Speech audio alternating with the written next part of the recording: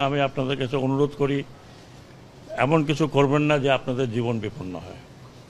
কারণ এদেশের পাবলিক এখনও আপনাদের গ্রহণ করতে আসেনি। আমি বরং মনে করি আপনারা আপনাদের পার্টি রিঅর্গানাইজ করেন। এই পার্টির অনেক অবদান আছে বাংলাদেশে, এটা আমরা ডিনাই করতে পারি না। পার্টিকে রিঅর্গানাইজ করেন, একটা পলিটিক্যাল পার্টির মতো যেভাবে থাকে। ইলেকশন আসলে ইলেকশন কন্টেস্ট করবেন, জনগণ ভোট দিলে ভোটে যাবেন। এই এই এই এই এই কী বলে, এই স্বপ্নটা যদি আপনারা দেখেন, তাহলে কি করবেন? আপনারা এই দেশকে আরেকজনের হাতে তুলে দেবেন।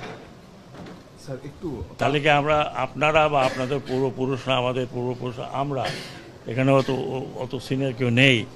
আমরা যে মুক্তিযুদ্ধ করলাম, মারা গেল 30 লক্ষ লোক মারা গেল, সেই 30 লক্ষ লোকের উপরে দাঁড়ায় আপনি দেশকে আরেকজনের হাতে তুলে দেবেন। আমি খালি অনুরোধ করি যে আর যা করেন এটা করবেন না। এবং আর কিছু বলতে চাই না। এদেশের লোক এত তাড়াতাড়ি ভুলে নাই। সময় দেন, হয়তো ভুলে যাবে, কিন্তু এত তাড়াতাড়ি ভুলে নাই।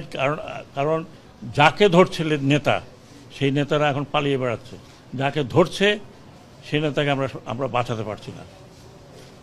অনেক নেতাকে অনেকে বাঁচিয়েছে, আমরা জানি কে কোথায় আছে। কিন্তু ওটা না করে আপনারা বরং পার্টিকে, এটা অনেক বড় পার্টি এবং I have lot of respect for Awami League.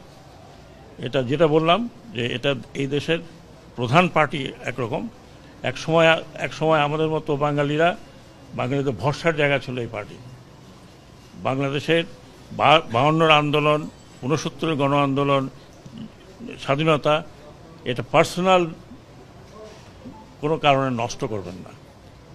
এটা জাতীয় সম্পদ। আপনারা আসুন, যারা রেগুলার করতে চান। এখানে মারামারি করে কোনো লাভ নেই। আরও কিছু লোকের মৃত্যু আমরা চাই না। অলরেডি 400 থেকে 500, তারও বেশি মারা গেছে উভয় পক্ষে। পুলিশের এই অবস্থা হয়েছে, আনসারের এই অবস্থা হয়েছে।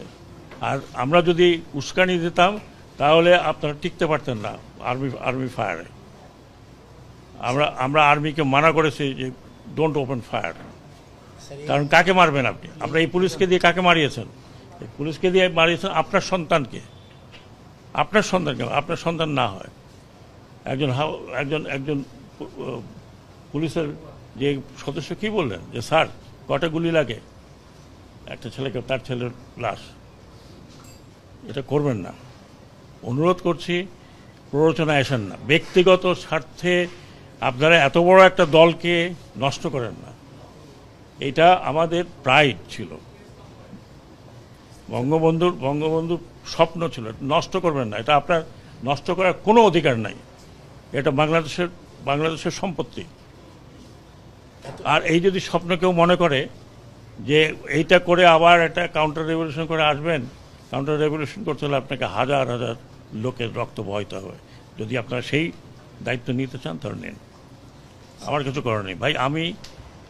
আমি ওই জেনারেশনে, যে জেনারেশন পাস হয়ে যাচ্ছে, কিন্তু এই ইয়াং জেনারেশনকে আরেকটি কথা বলি, যারা বলছেন না, আপনি কথাটা উঠিয়েছেন, ওঠানো উচিত হয়নি।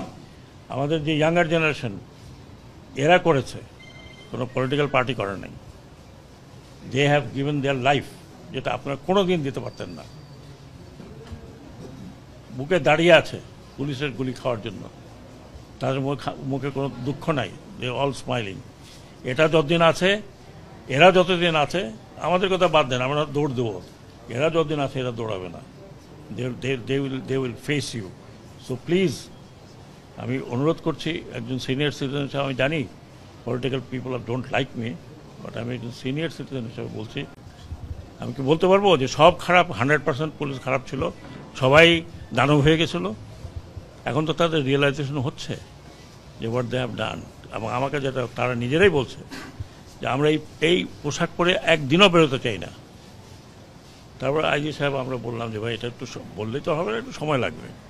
ওরা বলে আমি কালকে দেখলাম যে এই ট্রাফিক পুলিশ, শুধু পুলিশের একটা জ্যাকেট পরে দাঁড়িয়ে আছে রাস্তায়। তো তাদের মধ্যে তো একটা উপলব্ধি হয়েছে, তারা তো এখন দেখছে যে what they have not done. তাদেরকে দিয়ে করানো হয়েছে। কি করানো হয়েছে আমি জানি। আপনারা হয়তো আমাকে পছন্দ করবেন না, কিন্তু দেশে বিদেশে আপনারা দেখছেন কি। দয়া করে দেশটাকে ভাগ করেন, দেশটাকে নষ্ট করেন না। অনেক কষ্ট করে স্বাধীনতা হয়েছে, স্বাধীনতা ধরে রাখতে খুব ডিফিকাল্ট। আশেপাশে আমি নাম বলতে চাই না, আশেপাশে দেখেন কি অবস্থা।